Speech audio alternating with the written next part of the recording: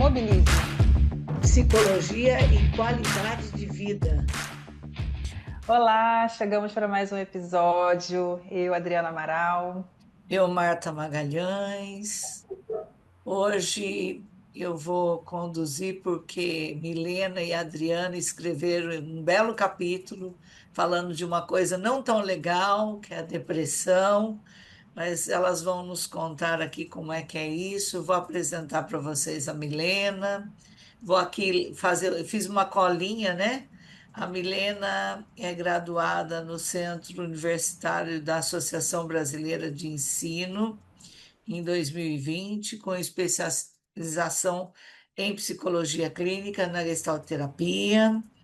É, lá no Celso Lisboa, em 2025, atua com atletas de alto rendimento, é, iniciou como estagiária na Federação de Karatê do Rio e é cofundadora da equipe Baixada de Psicologia do Esporte. Atua em projetos sociais, faz atendimentos na clínica tradicional e esportiva, com crianças, jovens e adultos, além de acompanhar atletas olímpicos. Bom, isso é um pouquinho da Milena, que também atua como técnica em saúde mental no CAPS, com grupos terapêuticos e atendimentos individuais. Eis um motivo da Milena ter interesse e ter contribuído com esse capítulo, né? Bom, apresentar a Adriana para vocês que já conhecem. Adriana Amaral do Espírito Santo. Veja o nome da menina, vem lá da divindade. Então, a Adriana, além de ser psicóloga, ela é da psicologia do esporte, da psicologia clínica, formada pela UERJ, é, tem mestrado, tem doutorado, tem pós-doc, contribuiu na gestalterapia e contribui com capítulos. Agora, nosso livro, né, Adriana? Sim. Trabalhou na Marinha, continua fazendo atendimentos, grupos de estudos, supervisão, e atualmente a Adriana, junto comigo, cuida do Mobilize, que é esse espaço da psicologia e qualidade de vida, não só para o alto rendimento, mas todas as pessoas que precisam dos movimentos para a vida e para qualificá-la, né? E faz parte também da Unifase como professora, da Gestalt Figura lá no Rio, do Projeto Paralímpico da Marinha e entre outras coisas. Não consigo nem falar tudo, né? Mas, meninas, bom dia, boa tarde, boa noite para quem nos ouve. Feliz de vocês estarem por aqui. Gostaria muito que vocês contassem um pouco como é que foi organizar esse capítulo sobre depressão e como é que é falar isso dentro da psicologia do esporte com a nossa abordagem da gestalterapia, né? Eu vou Até deixar. Vai. porque, até porque é muito importante destacar aqui que nós não estamos presos a uma abordagem, nós estamos falando da psicologia do esporte e da depressão em todos os contextos, mas temos uma lente para falar um pouco do nosso olhar, tá bom? Eu estou aqui na condição de host, de anfitriã do podcast, mas também de coautora desse capítulo. Eu vou deixar a Milena falar mais. Acho que a Marta hoje vai ser mais a nossa entrevistadora, mas não vou conseguir ficar muito nesse lugar, não. Vou deixar você falar um pouquinho, porque eu acabei entrando como de coautoria, né, nesse capítulo, mas eu queria que você, Milena, falasse um pouquinho aí de onde surgiu essa ideia de falar de depressão em jogadores de futebol e como é que foi construir esse capítulo, como é que foi participar do livro. Olá, sou a Milena, né? Primeiramente agradecer por estar participando do podcast e principalmente de um capítulo do livro, né? Num assunto que, ao ser abordado, foi muito difícil para mim para falar sobre esse tema com a Gestalt dentro da psicologia do esporte por falta mesmo referencial teórico, né? Esse trabalho foi feito na minha conclusão de curso em 2020, né? No meio da pandemia, no meio do caos, né? Onde a gente teve que se readaptar, né? A uma nova realidade, né? Foi feito online, né? Como foi o caos, parou a aula, parou tudo e a gente teve que ter orientação de TCC online. A minha orientadora não era da área do esporte, na minha faculdade não tinha a matéria, não tinha psicologia do esporte. Eu não tive contato com profissionais da área, né? Então, a minha orientadora era da psicologia social, né? Onde foi cavando, né, alguns materiais e me passando, e a partir dali foi feito o trabalho, né, de depressão em jogadores de futebol, até que eu encontrei a Adriana, falei do meu trabalho, e ela falou do surgimento do livro, né, da ideia de estar fazendo o livro. E foi, para mim, muito gratificante fazer, confeccionar algo que realmente é difícil hoje, porque eu sempre gostei muito da psicologia do esporte e sempre gostei da Gestalt terapia, né? E quando a gente procura materiais sobre a psicologia do esporte, tem mais o TCC, tem mais neuro, né? A psicologia do esporte na Gestalt terapia, ela realmente não tem muito material. Então, eu falei, por que não juntar os dois? Né? Então, eu fui pesquisando sobre como unir os dois. Né? Foi algo bem difícil, né? Foi algo bem cansativo, vou ser muito sincera para vocês, porque realmente eu não sabia mais o que fazer, não sabia de onde tirar material. Né? E daí foi sendo feito, porque, além disso, não tem muito material sobre a depressão na psicologia do esporte, né? Porque ainda, em 2020, ainda era, hoje também né, um ambiente muito fechado para falar sobre isso. Quando fala sobre saúde mental no esporte, a gente vê de várias formas, mas no futebol ele é algo muito mais restrito. Né? Então, eu fui citando algumas situações, né, algumas que a mídia conseguiu expor e tentei unir. Né? Mas eu hoje sou muito feliz, né, por ter esse capítulo junto com vocês no livro, porque realmente é algo que precisa ser dito. Né? E hoje eu vejo que, além de ser falado, mas ainda essa semana teve o Felipe Coutinho falando sobre rescindir contrato, né, com o Vasco pela sua saúde mental, e eu vejo que cada dia mais está sendo sim exposto, mas a forma que a mídia, torcedor e todo mundo recebe isso ainda é uma forma muito preconceituosa, né? Então, esse capítulo eu espero que seja para abrir, né, a mente, a ter mais um material teórico para a gente estar conseguindo unir a depressão e a gestalt terapia no contexto esportivo. Essa dificuldade, acho que foi até o motivo de eu acabar entrando também, porque a gente acabou trocando muito, né, na construção desse capítulo, assim, de como é que a gente vai falar sobre isso, onde que a gente vai procurar, né? E eu acho que você acabou pegando aí uma coisa interessante, porque a gente não pode falar do que a gente atende, né?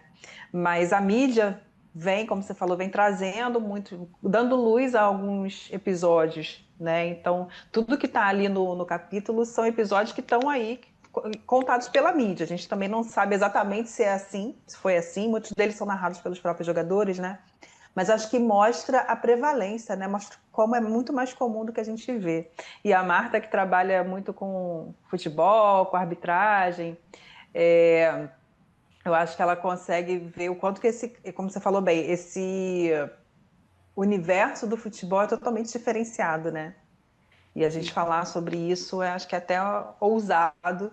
E eu acho que ainda é um primeiro passo para construir essa referência teórica mesmo sobre a depressão no futebol. Tem muito mais coisa para ser falada. Né? Bom, dado a dificuldade E imagino o quanto vocês leram, escreveram, rabiscaram, colocaram, tiraram, porque é muito difícil. E também o que é verdade e o que não é das publicações que pegamos, né? E aí eu fiquei aqui pensando nessa cultura midiática, nesse reforço à ética do resultado e nesse olhar nosso que vai pensar no desempenho, enquanto saúde primeiro e depois enquanto performance. Mas aqui estamos falando de muito dinheiro, nós estamos falando de um mercado que cada vez mais cresce e pela imediatez dessa questão tecnológica, principalmente depois da pandemia, na pesquisa de vocês, como é que vocês descreveram esse termo depressão?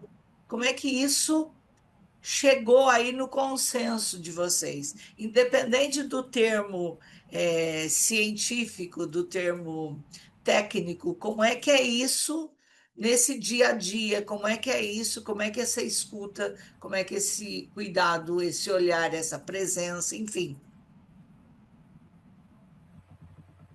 Acho que essa foi a maior dificuldade do capítulo, talvez. Poder Sim, falar de depressão de uma maneira ampla, porque existem várias nuances, né? O próprio manual da psicologia que fala sobre os transtornos psicológicos traz vários tipos de depressão. Como englobar tudo isso num texto só que fale de uma maneira geral, né, Milena? exatamente. Foi o capítulo que mais, confesso que me sugou, né? Porque realmente é muito complicado, né? Trazer esse contexto, como eu falei, repetido, né? Sem pouco material, né? Então a Uhum. gente traz um pouquinho do que a gente entende, a gente consegue juntar com a teoria e com a prática também, né? E até a gente desenvolver isso deu um pouquinho de cansaço, não foi, Adriana? Muito.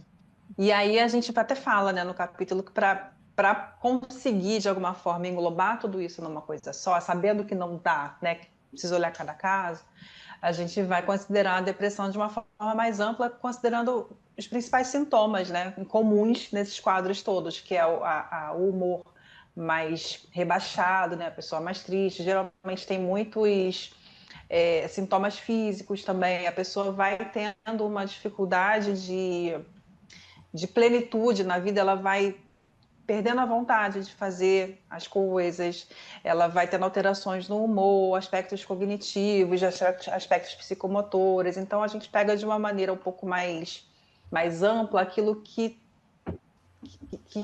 é comum mesmo nos transtornos, a baixa autoestima, a ausência de prazer nas atividades que a pessoa antes fazia.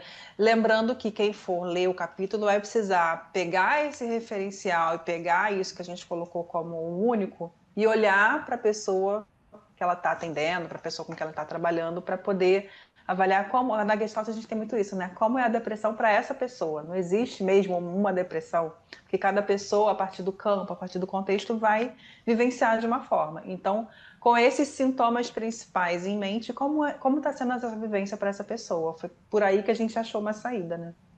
Sim. Eu estou aqui E pensando, né? Depressão, né? É tanta pressão, é tanto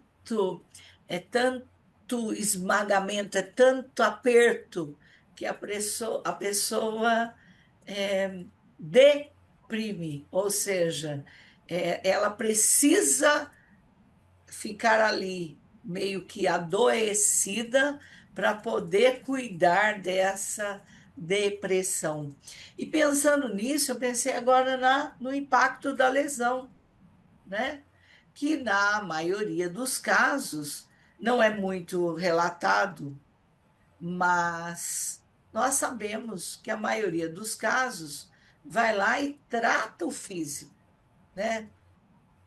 Teve uma cirurgia ou rompeu algo, vai lá faz uma cirurgia ou faz um tratamento fisioterápico, um reforço com o profissional da educação física, com o médico, mas muitas vezes não cuida desse mental, que é corpo e mente, que está ali acompanhando.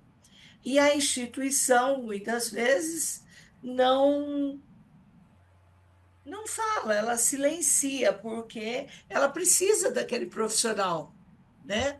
E o profissional, por sua vez, muitas vezes não quer ficar no banco, não quer ficar fora de escala, então ele vai mesmo não podendo. E isso, na maioria das vezes, impacta nessa saúde mental. Como é que é olhar esse papel do psicólogo do esporte diante de tantas coisas? Eu citei aqui duas, mas tem tantas outras que contribuem com o crescimento dessa depressão, né? Realmente o clube se importa com a parte física do atleta, né? E a partir daquele rendimento onde ele vem no estágio de produtividade, para o clube está ótimo. Né? Quando tem uma lesão, ele rompe isso. Né? Ele tem um problema de que ele não vai conseguir apresentar o que ele precisa. A partir disso, o clube só quer saber do físico. O clube, a torcida, a mídia vai cobrar a parte física. Né? E o atleta, quando ele tem, citamos, né, em alguns momentos profissionais, alguns atletas que falam isso, né, que após uma lesão, que a carreira dele acabou, né? Porque ele não soube lidar com aquilo, porque ele vai ter várias pressões, né? E a partir dessas pressões, ele vem com uma autocobrança também, né? Então isso vai impedir com que ele apresente 100% o que ele precisa, né? O seu alto rendimento. Então, o clube, alguns clubes que têm psicólogo vão fornecer no sentido de que eu preciso daquele atleta o mais rápido possível porque ele é importante pelo rendimento. Agora, nós, com o olhar da Gestalt terapia, a gente entende que ele é um ser holístico.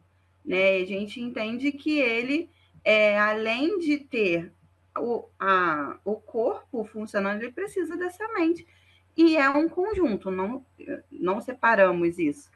Né? Então, o profissional que se apresenta com essa dificuldade, né, de lidar com após uma lesão, que é um dos casos mais normais no futebol, é referente a realmente essa queda de produtividade, essa pressão que a mídia, a torcida e o clube, e patrocinadores também, tem em cima dele. Então, é necessário que trabalhe tudo junto, que nunca separe o corpo e a mente. Quer acrescentar, Adriana?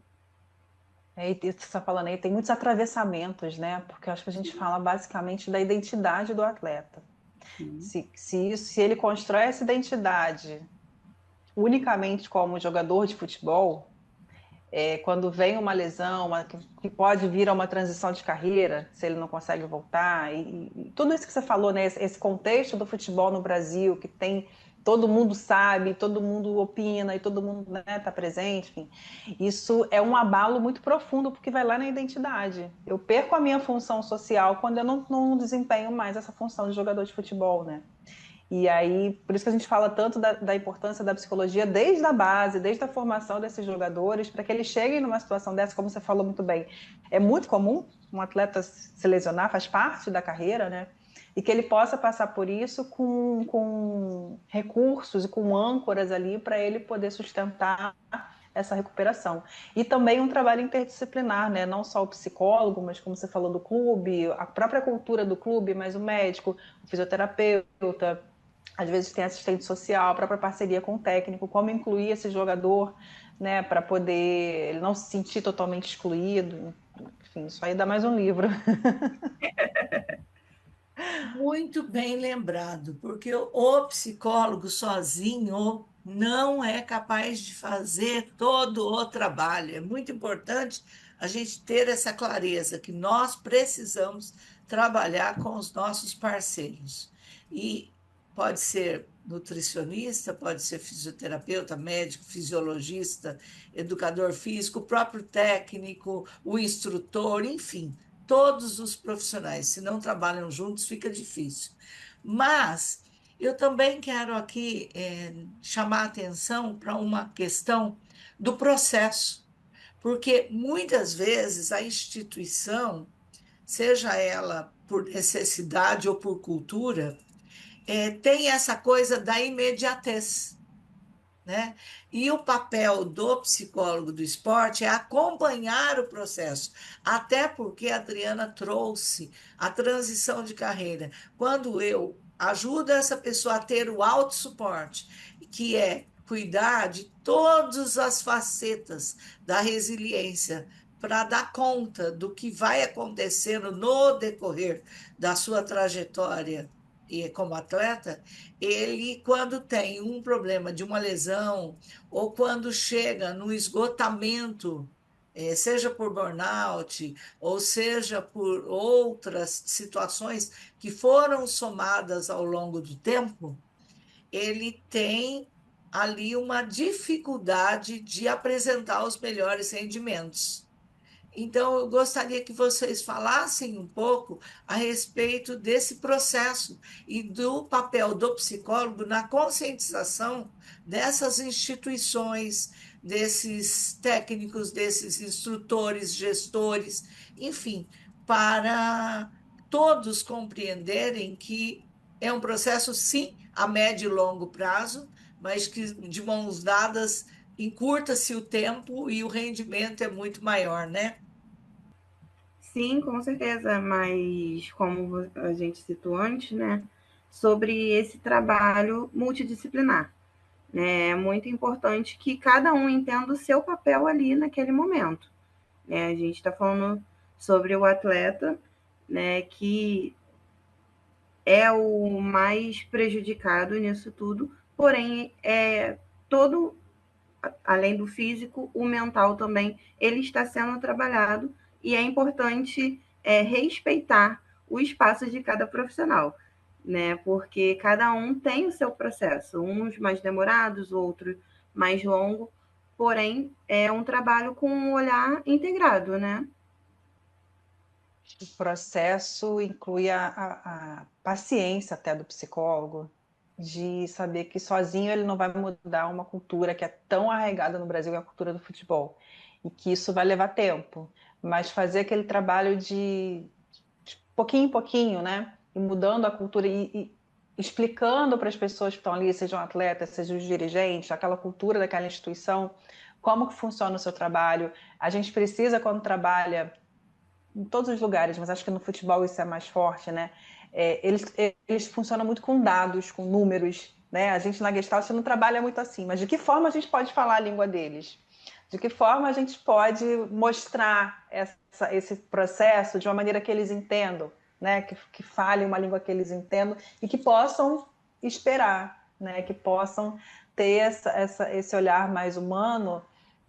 E acho que a gente é uma ponte para isso. A gente não vai mudar de uma hora para outra, mas que pelo menos ali eles possam olhar cada situação, cada atleta, entender esse contexto, porque a gente vai ter mais esse olhar, né? Estava pensando aqui, a gente não falou muito do olhar da depressão pela Gestalt, né? Que a Marta, acho que não sei se foi a Marta ou a Milena que falou no início, acho que foi a Marta. Qual é a função desse sintoma? Dentro da instituição, eles não estão interessados nisso.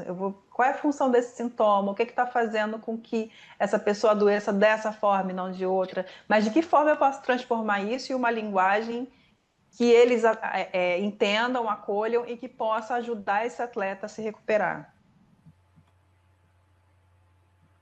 Eu gostaria, sim, que vocês explorassem um pouquinho mais desses conceitos da gestalterapia nessa abordagem da Gestalt, da psicologia do esporte, frente a um adoecimento, mas também é, que daria um outro capítulo, é o quanto o profissional da psicologia do esporte também tem que tomar o cuidado para não ficar refém da instituição que quer o resultado a curto prazo e que ele tem que responder, sendo que muitas vezes ele sabe que ele precisa levar o tempo e cada pessoa tem o seu tempo. E a Adriana acabou de falar agora uma coisa muito importante, que é: qual é a linguagem que nós, psicólogos do esporte, precisamos ter para falar com a análise de dados, para falar com o presidente que está buscando os números? E nós não precisamos fugir dos números, mas nós temos um jeito de falar desses números. Nós temos um jeito de falar dessa saúde mental que vai ter uma melhor performance, ou dessa saúde mental bloqueada ou prejudicada, que vai ter um desempenho abaixo da média, né? Então, como é que a gestalterapia pode contribuir nesse sentido? Mostrando que o atleta ele é um experimento vivo.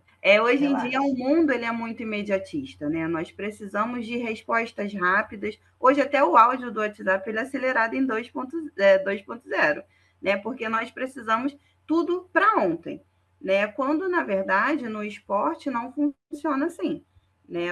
Hoje, o atleta ele é o nosso experimento vivo, né? Ele depende dele e da relação que ele tem com o profissional e com o ambiente que ele está inserido, né? Então, a gente vai mostrar, né, na minha cabeça, nós terapeutas temos que mostrar que leva tempo, quando a gente tem uma lesão no joelho, leva um tempo também, né? O profissional de fisioterapia, o profissional que está cuidando daquele atleta, ele vai precisar de um tempo para mostrar resultado, assim como na gestalt terapia, como na terapia com o atleta, né? Como ele traz e como ele vai receber isso dentro desse ambiente. Eu não sei se eu consigo te dar uma resposta, Marta, porque acho que é justamente isso que a gente vem buscando nesses 20, 40 anos, né? E é isso que a gente vem buscando com esse livro. Ter comprovação, não vou nem dizer comprovação científica, porque a gente ainda não fez pesquisas, né?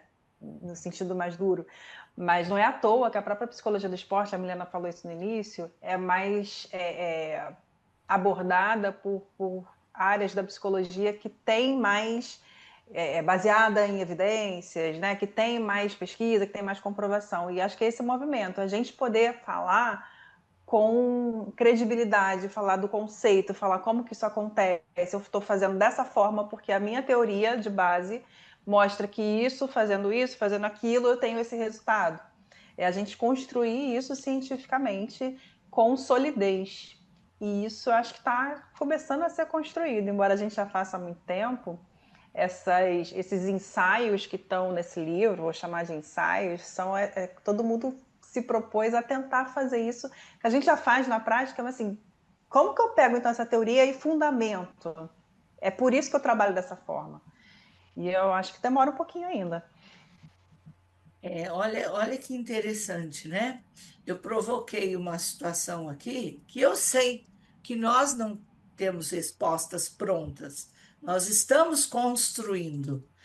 E a Milena fala do experimento vivo, ou seja, quando essa pessoa detecta qual é a sua necessidade e quando essa pessoa faz ajustes e consegue ter a criatividade, a espontaneidade para lidar com aquilo e ir enfrentando aquilo que ela precisa com heterosuporte do psicólogo e com autossuporte, que ela vai ali aumentando seu nível de confiança, seu nível de segurança, automaticamente o sintoma vai tendo um outro caminho e ela vai conseguindo ter habilidades de respostas melhores para o seu desempenho. E é isso, né, que esse capítulo vem propor. Esse capítulo vem propor, vamos debruçar um pouco mais para falar disso, vamos debruçar um pouco mais para mostrar o quanto nós podemos dar as mãos e nos unir para cuidar de uma situação que pode ser mais alarmante ou pode estar no seu início. Porque quando nós recebemos dentro de uma quadra, de uma piscina, de um campo, num setting terapêutico, seja ele de que nível for que o psicólogo do esporte atenda, é, que tipo de depressão chegou? A grau 1, a 2, a 3, a 4, enfim. Né? Como é que nós vamos olhar para isso? Como é que nós vamos cuidar disso? E algumas vezes nós temos que ter parceria com o neurologista, ou com o psiquiatra, ou com o ortopedista, ou com medicamentos, para além do processo Sim. terapêutico. Então, meninas, super agradecida pela contribuição de vocês com esse capítulo, porque ele vem abrindo uma porta dentro da nossa GT para aprofundarmos ainda mais, né? E Estamos aqui quase que chegando no nosso final, né? é, é assim, o capítulo é específico, né, sobre jogadores de futebol. E o convite que a gente faz, assim, é claro que a pessoa, qualquer um que lê, que trabalhar com vôlei, com judô, com natação, vai poder pegar o que está sendo dito ali e trazer para a sua modalidade, trazer para a sua prática. Lembrando do conceito de campo, né? No jogador de futebol, a gente tem vetores, a gente tem influências que numa outra modalidade vai ser diferente. Mas o que é importante é a gente entender que esses vetores existem, que essas influências existem, e tudo isso vai configurar um determinado quadro numa pessoa, que vai ser diferente de outra, vai ser diferente na outra modalidade, né? Mas eu acho que, como você falou, é o início de um raciocínio, de uma construção para contribuir aí nesses estudos futuros sobre a depressão no futebol e nas outras modalidades. E também, Adriana, complementando o quê? O atleta, ele é muito além de atleta. O atleta, ele é um ser holístico também. Então, essa crença, como eu trouxe anteriormente, sobre um exemplo que não está no livro, que é o do Felipe Coutinho. Muita gente falando, nossa, ele ganhava mais de 1 milhão por mês. Imagina eu, né, CLT, que estou se ele está com uma saúde prejudicada, imagina a minha. Então, a depressão, ela está em qualquer contexto, né? Ela não escolhe cor, raça, e o atleta, ele não está imune a isso, né? Então, e é um dos casos, uma das doenças que mais vem crescendo, né? Que a Organização Mundial de Saúde vem trazendo dados. E é isso, o futebol traz esses julgamentos. Sim, né? o futebol, a mídia principalmente, né? Então, que esse capítulo sirva um pouquinho para contribuir e desfazer esse pensamento.